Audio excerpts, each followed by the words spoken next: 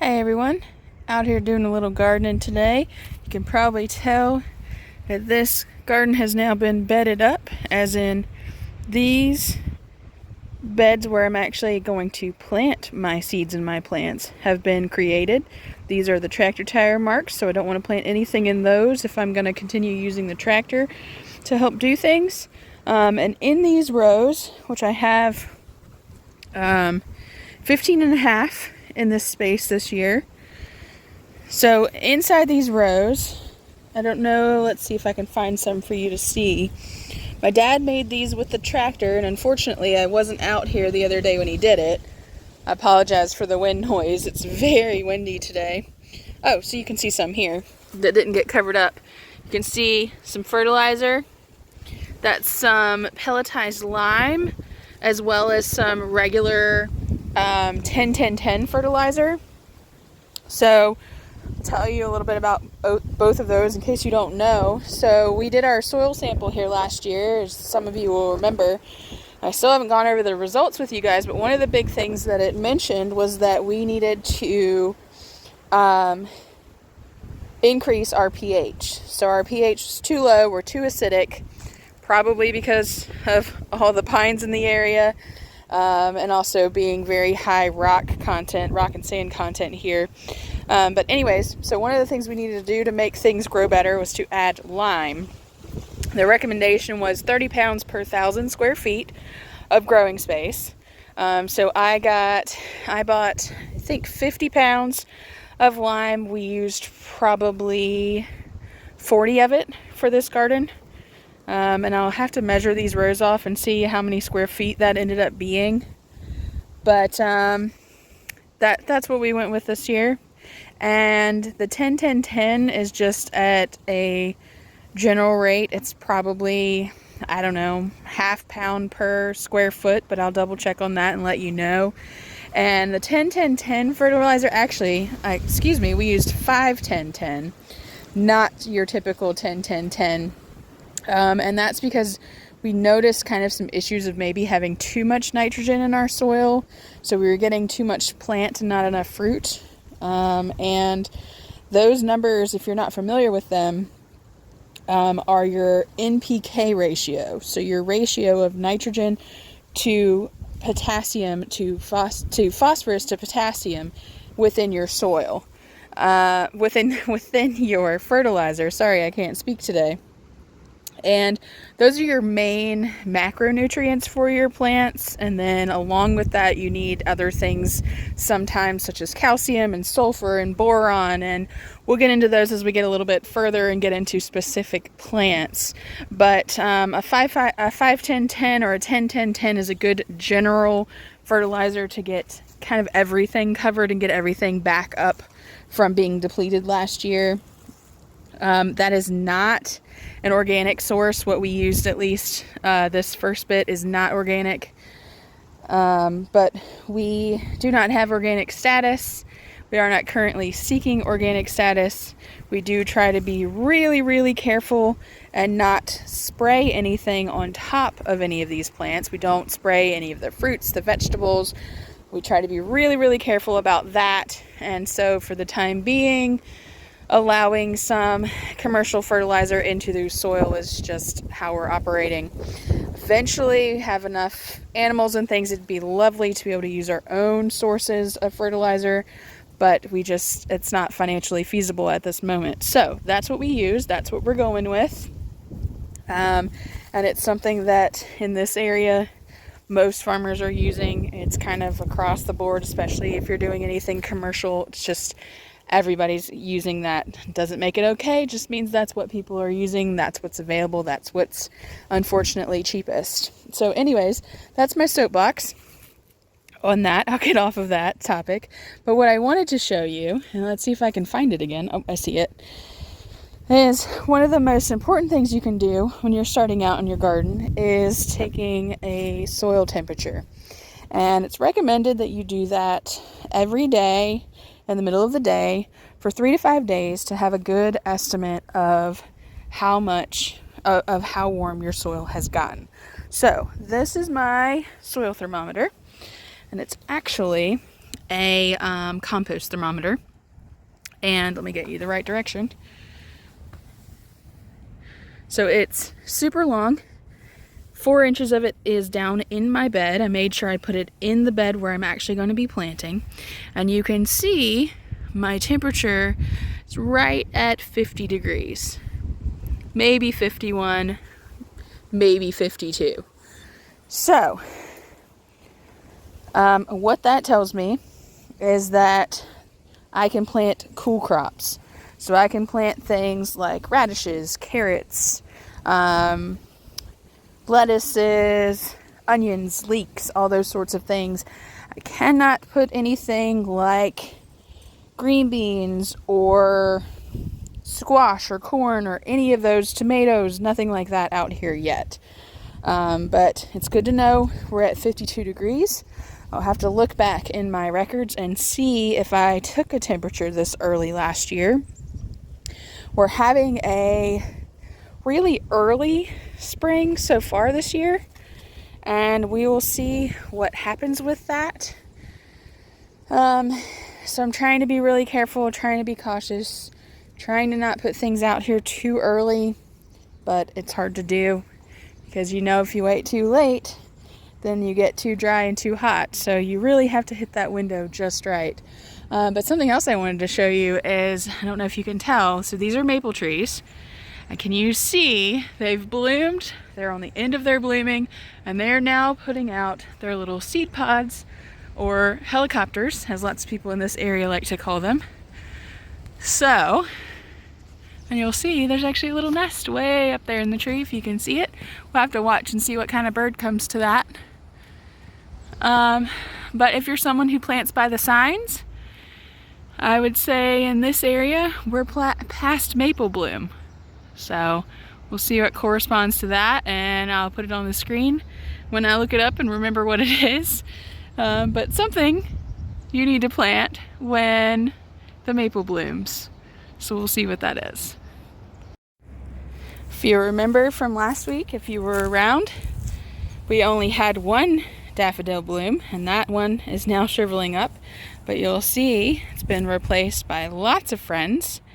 So we've definitely hit the 40-45 degree ground temp threshold, and that's accurate. You saw me just take a temperature showing 52 degrees. So you'll see my raspberries have significantly come out since last week. And what I'm going to do, this one obviously is dead. What I'm going to do is I'm now going to dig up these ones that have some life to them, and I'm going to move them over into the orchard with the other trees. I haven't decided on the grapes just yet. They might stay here for a little bit, but we will see. So I'm going to get on that. I'm going to dig these guys up and get them moved over. Well, see how many I have. Get them moved over to their new location. Sorry about the wind. And I'm also going to move those big black raspberry bushes that we saw down the hill on our last episode. And I'll be back and show you how that goes.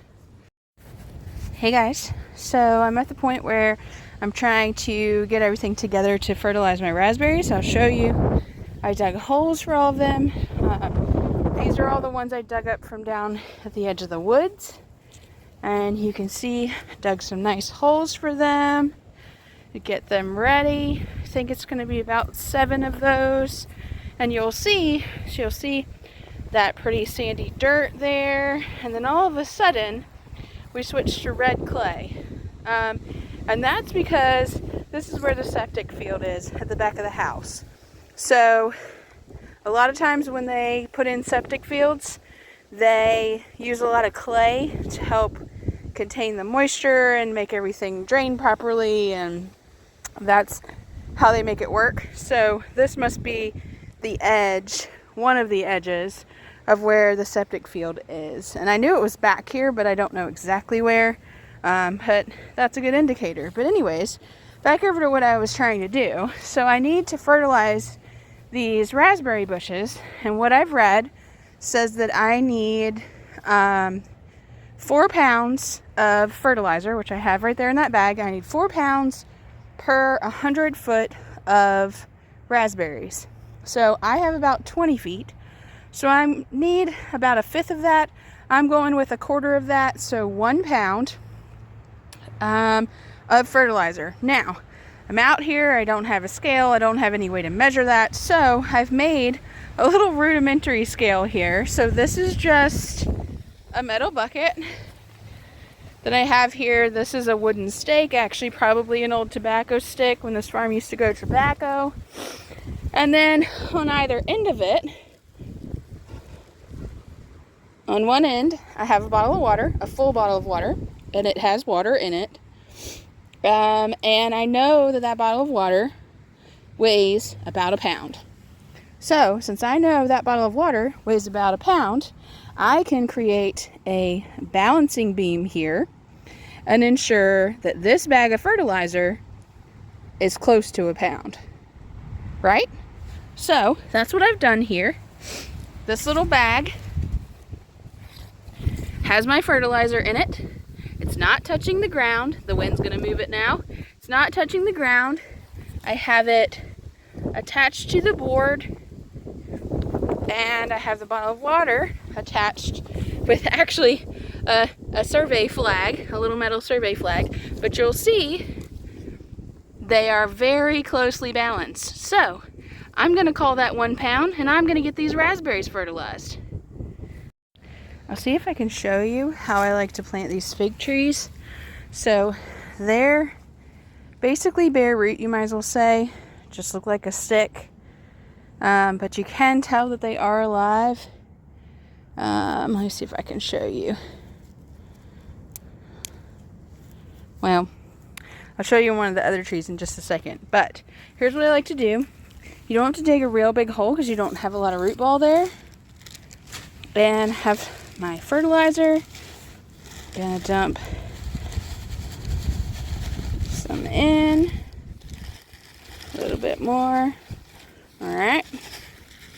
And then you'll see I have the dirt divided into 2 sections. So that's just the grass cap that would have been on top there. So what I'm going to do is take the dirt that's still on my shovel, put that in the bottom. You want that nice little barrier between the plant and the fertilizer. Then I'm going to take my plant, hold it up like this, and see if I can do both at the same time. And then I'm just going to take my root ball, my grass ball here, and I'm going to twist it around the plant, keeping the grass side down, or weed side down if that's the case that you have. And I find if I do that, it makes the dirt stay better and it holds the plant upright better. By having that mesh network of those old roots, it just keeps everything in place better. Then I'm going to gently, you don't want to like go really, really hard and pushing down. I'm basically just using my toes, and that's just to keep the surface together there. Get rid of any air pockets down in there. You don't want to go really, really hard and push really, really hard, because if you do, you're removing any microscopic air pockets that may be down there, and your roots need those microscopic air pockets. That's where they exchange oxygen, carbon dioxide, all those different molecules. And so you don't want to just go hog wild and push down on these plants. So that's my fig tree planted, and I'll see if I can show you one of these over here. This one, I questioned whether or not it was alive, and I'll show you. So if you can see, my camera might not focus on it. So I broke one of the limbs off, and you see the green rim, the green ring around the outside of that. That means this plant is still alive. So I'm putting it here. Doesn't look great. I'll probably give it a good prune down to where this nice fresh growth is going to be. But that's how you can tell if your little sticks are actually going to survive. So I have 4 of these to plant. I've got 3 in the ground. I've got 1 more to go. My raspberries are all planted and looking pretty good. I do need to stake them. I don't know that I'm going to have time to get to that today, but that will be next on the cards for sure. And if you remember, our wild stand of yarrow, looking pretty good. I need to run a rake through it. You'll see some dead in there. that's mainly from being cut late last year, so some of that's just the deadfall from that. But yeah, we'll find a good spot for this. We're going to work on making a medicinal herb garden this year, so this will definitely be a big part of that. But anyways, I'm going to finish up this fig tree planting and probably call it a day, call it a video for you guys. I might have a little bit more to add into this one. We will see. And next things on the docket, I have a cherry tree and a peach tree that need to go in the ground, so they'll be going in the ground the next time. Oh, I did want to show you. So remember we pruned these trees. So here's the pears that we pruned. Look how well they're coming out. And it's only been a week. And they're coming out really well. They're looking great. This apple hasn't come out yet, but I wouldn't expect it to yet. It's too early for them. The plum is getting in bloom. I needed to prune more on it, but it's just too tall for me. So didn't get there this year. We'll try and get there next year. But you can see the beautiful flowers. Let's see if I can get you one up close so you can really see. See if it'll focus. They're quite pretty. One of the first things to bloom, one of the first fruits to bloom this time of year.